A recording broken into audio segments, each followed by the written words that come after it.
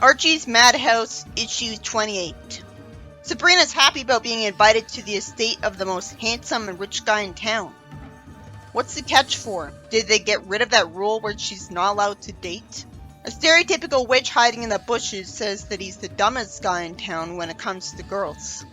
I can't tell if it's Hilda. The only distinguishing feature of Hilda from stereotypical witches is her orange hair. It turns out she's Greta, Sabrina's fairy witch mother. How is she a fairy? And why would a witch need a fairy godmother? Why would they have met? Why would she be assigned one?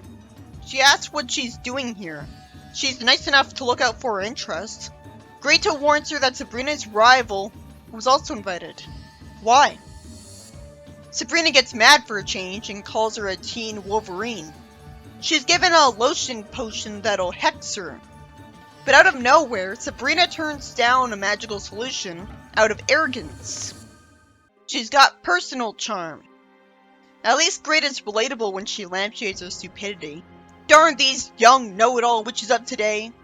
Bruce says they'll play tennis until Roz gets here, and Sabrina misses the ball on purpose twice, causing him to tell her he'll show her how to hold the racket when she already knows how to hold it. It's confusing that she goes from keeping things in a thought bubble to saying out loud what she was thinking. She says boys love feeling superior right in front of him, and he doesn't even react to it. I guess when she said, "between you and me," she was talking to the audience, and because of that we were supposed to think she was just thinking it. But it still should have been a thought bubble. This is a slow-paced, boring part of the story where she manipulates him in a very predictable way.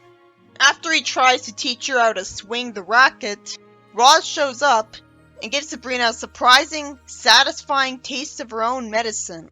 Because she does the same thing Sabrina was trying to do, and Sabrina notices it. Roz flatters him.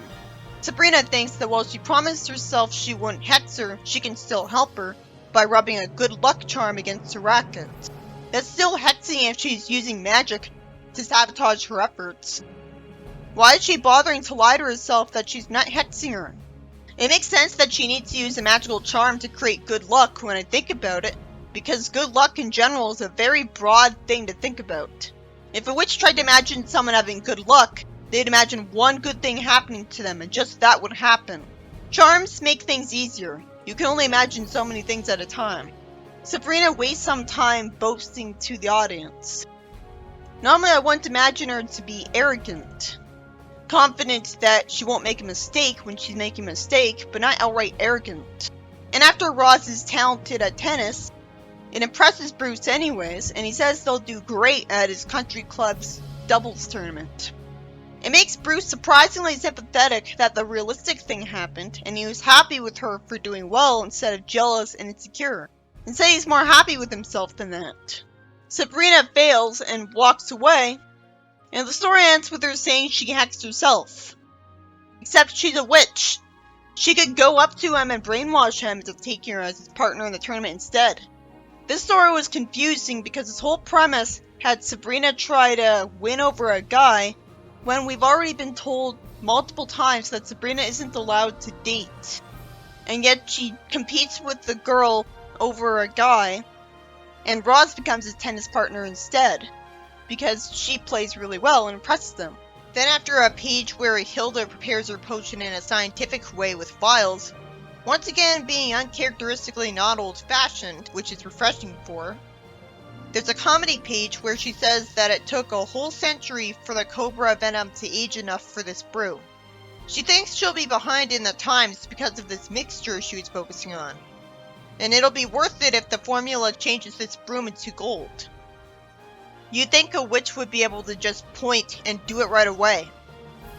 I guess she's not able to summon gold itself.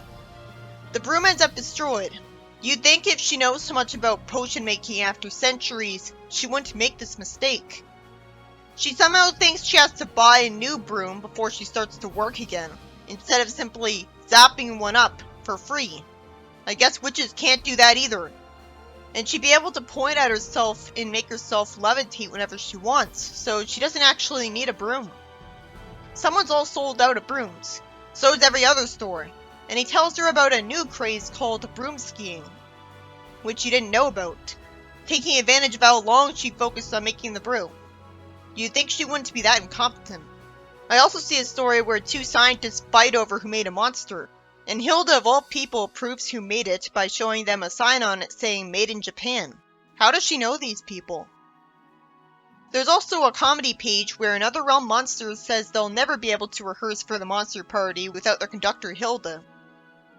She flies over to them and turns them into pumpkins, and she made me giggle eventually with her confused expression as she's told that she brought her witch's wand and not her baton.